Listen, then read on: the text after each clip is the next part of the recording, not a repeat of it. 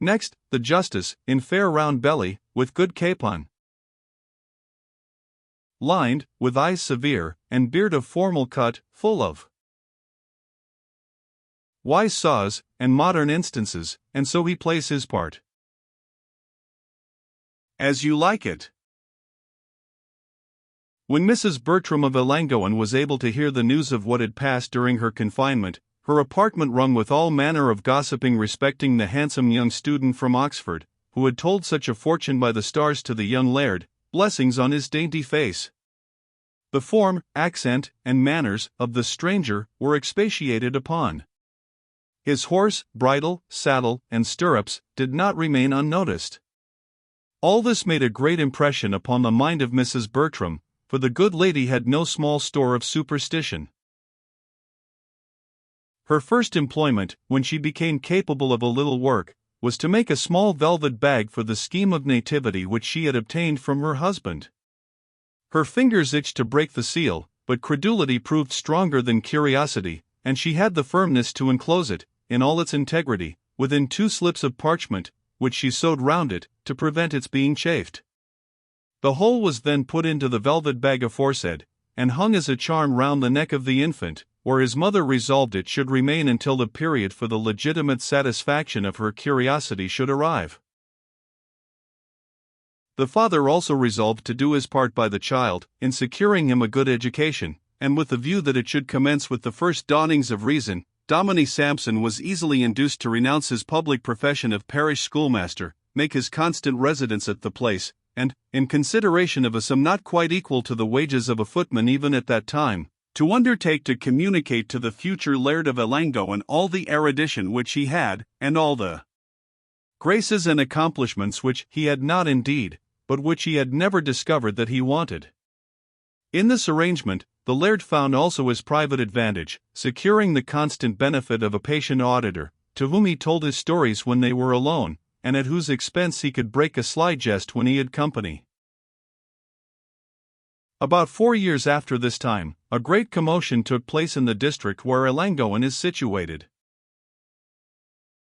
Those who watched the signs of the times had long been of opinion that a change of ministry was about to take place, and, at length, after a due proportion of hopes, fears, and delays, rumors from good authority, and bad authority, and no authority at all, after some clubs had drunk up with this statesman, and others down with him, after writing, and running, and posting and addressing, and counter-addressing, and proffers of lives and fortunes, the blow was at length struck, the administration of the day was dissolved, and Parliament, as a natural consequence, was dissolved also.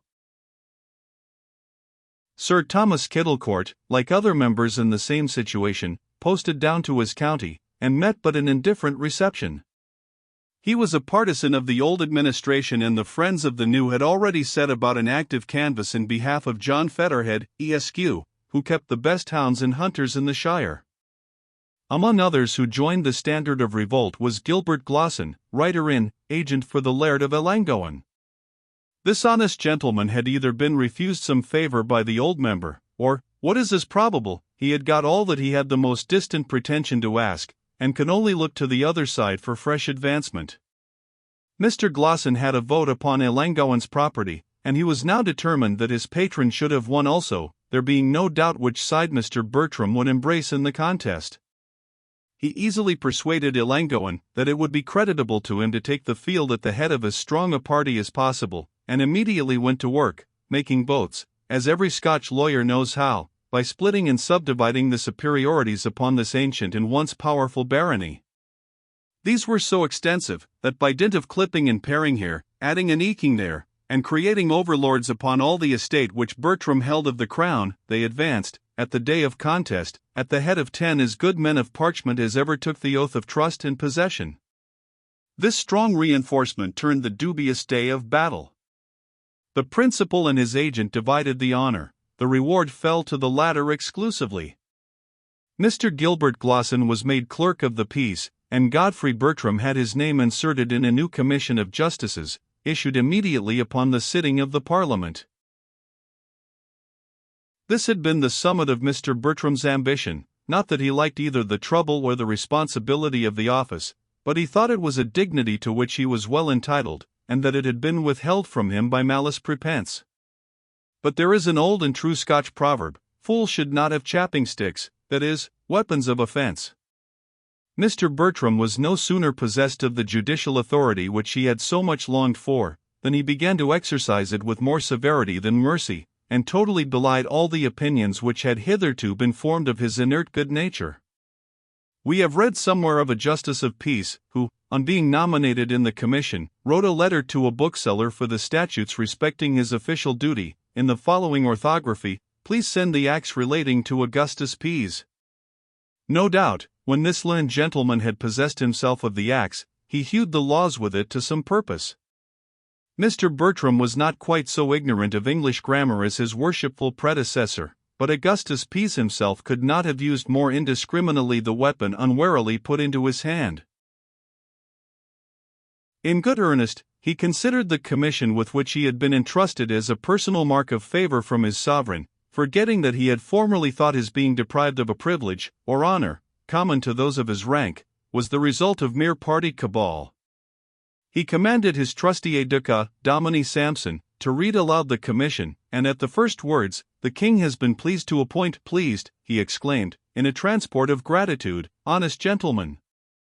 I'm sure he cannot be better pleased than I am." Accordingly, unwilling to confine his gratitude to mere feelings, or verbal expressions, he gave full current to the newborn zeal of office, and endeavored to express his sense of the honor conferred upon him, by an unmitigated activity in the discharge of his duty. New brooms, it is said, sweep clean, and I myself can bear witness, that, on the arrival of a new housemaid, the ancient, hereditary, and domestic spiders, who have spun their webs over the lower division of my bookshelves, consisting chiefly of law and divinity, during the peaceful reign of her predecessor, fly at full speed before the probationary inroads of the new mercenary. Even so the Laird of Ellangowan ruthlessly commenced his magisterial reform, at the expense of various established and superannuated pickers and stealers, who had been his neighbors for half a century. He wrought his miracles like a second Duke Humphrey, and by the influence of the beetle's rod, caused the lame to walk, the blind to see, and the palsied to labor. He detected poachers, blackfishers, orchard breakers, and pigeon shooters, had the applause of the bench for his reward, and the public credit of an active magistrate. All this good had its rateable proportion of evil. Even an admitted nuisance, of ancient standing, should not be abetted without some caution. The zeal of our worthy friend now involved in great distress sundry personages whose idle and mendicant habits his own Lachesis had contributed to foster, until these habits had become irreclaimable, or whose real incapacity for exertion rendered them fit objects, in their own phrase, for the charity of all well-disposed Christians. The long-remembered beggar, who for 20 years had made his regular rounds within the neighborhood, received rather as an humble friend than as an object of charity, was sent to the neighboring workhouse. The decrepit dame, who travelled round the parish upon a hand-barrow, circulating from house to house like a bad shilling, which every one is in haste to pass to his neighbor, she, who used to call for her bearers as loud, or louder, than a traveller demands post-horses, even she shared the same disastrous fate. The daft jock, who, half knave, half idiot, had been the sport of each succeeding race of village children for a good part of a century, was remitted to the county bridewell, where, secluded from free air and sunshine, the only advantages he was capable of enjoying, he pined and died in the course of 6 months. The old sailor, who had so long rejoiced the smoky rafters of every kitchen in the country, by singing Captain Ward and bold Admiral Benbow, was banished from the district for no better reason than that he was supposed to speak with a strong Irish accent. Even the annual rounds of the peddler were abolished by the justice, in his hasty zeal for the administration of rural police. These things did not pass without notice and censure. We are not made of wood or stone, and the things which connect themselves with our hearts and habits cannot, like bark or lichen, be rent away without our missing them. The farmer's dame lacked her usual share of intelligence, perhaps also the self-applause which she had felt while distributing the alms, in shape of a galpin, handful, of oatmeal, to the mendicant who brought the news. The cottage felt inconvenience from interruption of the petty trade carried on by the itinerant dealers. The children lacked their supply of sugar plums and toys, the young women wanted pins, ribbons, combs, and ballads, and the old could no longer barter their eggs for salt, snuff, and tobacco. All these circumstances brought the busy laird of Ellangowan into discredit, which was the more general on account of his former popularity. Even his lineage was brought up in judgment against him. They thought naething of what the like of Greenside, or Bunville, or Viewforth, might do, that were strangers in the country, but Ellangowan. That had been a name amang them since the Merkmon Andy, and lang before him to be grinding the puir at that rate, they see'd his grandfather the wicked laird, but, though he was whiles fractious enough, when he got into roving company and had ta'en the drap drink, he would have scorned to gang on at this gate. Na, the muckle chumlay in the old place reeked like a killagy, *limekiln, in his time, and there were as mony poor folk riving at the banes in the court, and about the door, as there were gentles in the ha. And the leddy, on ilka Christmas night as it came round, gie 12 siller pennies to ilka puir body about, in honour of the 12 apostles like. They were fond to see at papistry, but I think our great folk might take a lesson frae the papists' wiles. They gie another sort o' help to puir folk than just dinging down a saxpence in the broad, * collection plate, on the Sabbath, and kilting, and scourging, and drumming them at the 6 days o' the week besides.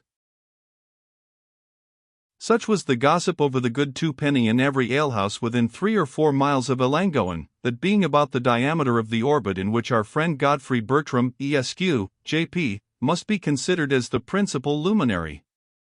Still greater scope was given to evil tongues by the removal of a colony of gypsies, with one of whom our reader is somewhat acquainted, and who had for a great many years enjoyed their chief settlement upon the estate of Ellangowan.